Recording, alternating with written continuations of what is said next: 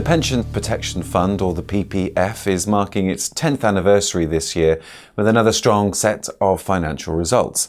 The PPF exists to protect the defined benefit pension schemes of millions of people across the UK. Well, with me now to discuss this is Chief Financial Officer Andy McKinnon. Andy, welcome. So, what are the top line figures? How has the PPF performed? Well, thank you, John. As you know, the PPF exists to protect the financial futures of 11 million people who are in defined benefit pension schemes. Our ability to do that depends on our ability to manage the risk that we face and how well we manage the assets that we hold. So I'm very pleased to be able to report that at 31st March 2015, we had a surplus of £3.6 billion. That's an increase of £1.2 billion over the course of the year. And our funding ratio has increased from 112.5% to just over 115%. We also collected levies of 574 million and paid out compensation of almost exactly that figure, and at the same time generated a pretty impressive investment return of 25.9%. So there's a strong set of figures there that show we are financially doing pretty well. But at the same time, we have to recognise that's a snapshot of today's situation. The outside world continues to be uncertain.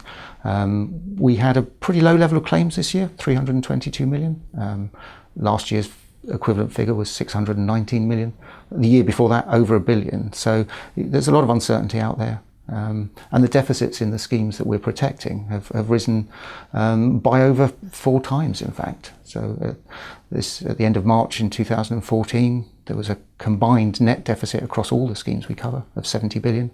By the same point in 2015, that figure had risen to 292 billion.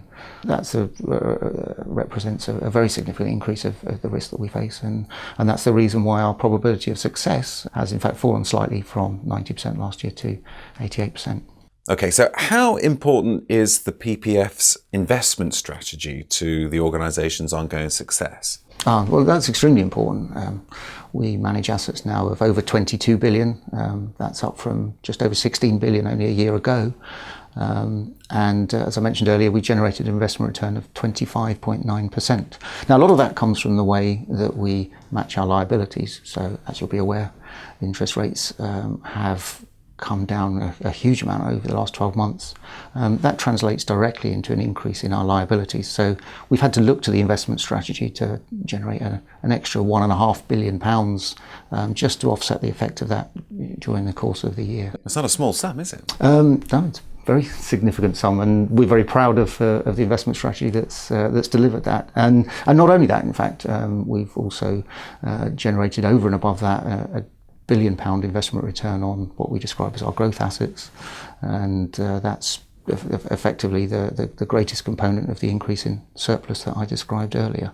So we're proud of our strategy, and we think it's innovative. A good example of that innovation was back in June of 2014, where we made the first significant investment in our hybrid investment strategy. So we invested in a office development known as Spinning Fields, that's in Manchester. It's interesting to us, not just because it's a property, but because it's let to a prime tenant on a long lease. So it generates long-term, stable and inflation-linked cash flows, and that's exactly what our liabilities to our members are. So that's very attractive to us.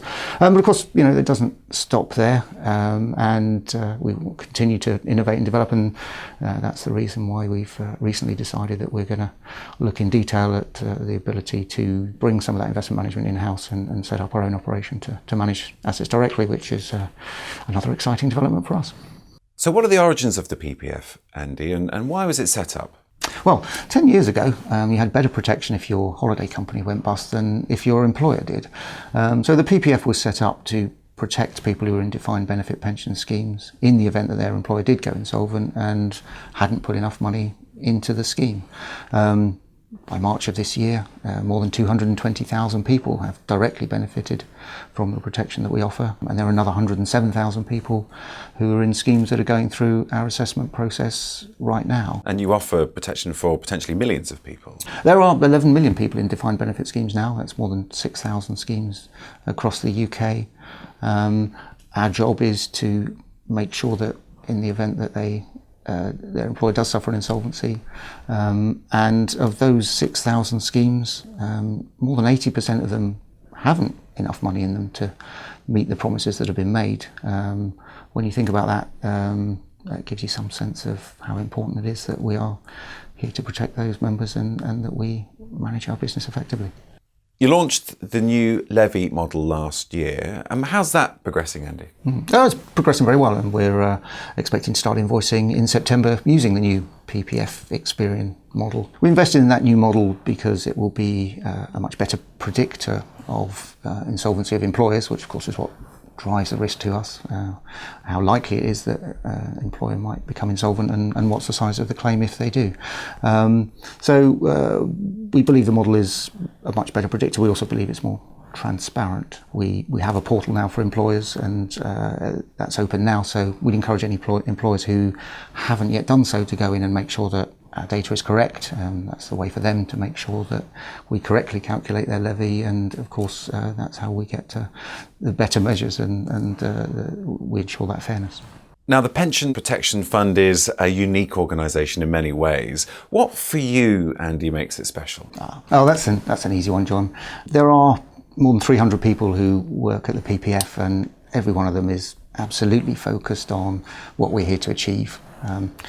People sometimes ask me, in an organisation that doesn't have any direct competitors, how can you be truly efficient? I would say, actually, I believe the opposite.